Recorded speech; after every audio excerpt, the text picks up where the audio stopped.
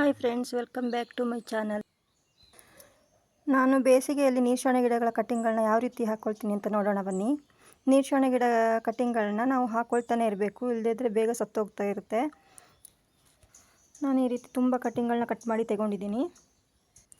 ನಾನೀಗ ಇಲ್ಲಿ ಕೆಂಪು ಮಣ್ಣು ತೊಗೊಂಡಿದ್ದೀನಿ. ಇದಕ್ಕೆ ಯಾವುದೇ ಗೊಬ್ಬರ ಏನೇ ಆಗಲಿ ಮಿಶ್ರ ಮಾಡಿಲ್ಲ, ಬರೀ ಕೆಂಪು ಮಣ್ಣು ತೊಗೊಂಡಿದ್ದೀನಿ. ಅದಕ್ಕೆ ಈ ಥರ ನರ್ಸರಿ ಪ್ಲಾಸ್ಟಿಕ್ ತೊಗೊಂಡು ಇದರೊಳಗಡೆ ಮಣ್ಣು ತುಂಬಿಸ್ಕೊಂಡು ಕಟ್ಟಿಂಗ್ಗಳನ್ನೆಲ್ಲ ನೆಟ್ಕೊಳ್ತೀನಿ. ಮಣ್ಣೆಲ್ಲ ತುಂಬಿಸ್ಕೊಂಡಾಗಿದೆ.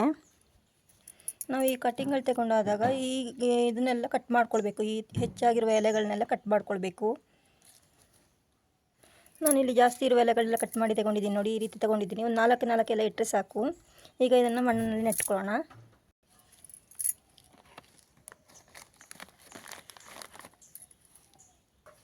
ಈಗ ನೆಟ್ಕೊಂಡಿದ್ದಾಗಿದೆ. ಈಗ ಇದಕ್ಕೆ ಸ್ವಲ್ಪ ಸ್ವಲ್ಪ ನೀರು ಹಾಕ್ಕೊಳ್ತೇನೆ. ನಾವು ಬೇಸಿಗೆಯಲ್ಲಿ ಈ ಥರ ನೆಟ್ಕೊಳ್ಳೋದ್ರಿಂದ ತುಂಬ ಚೆನ್ನಾಗಿ ಬೇರು ಬಿಡುತ್ತೆ ಫ್ರೆಂಡ್ಸ್. ನಾನು 15 ದಿವಸ ಮುಂಚೆ ನೆಟ್ಟಿಟ್ಟ ಗಿಡಗಳು ನೋಡಿ ಯಾವ ಥರ ಚೆನ್ನಾಗಿ ಬಂದಿದೆ ಅಂತ.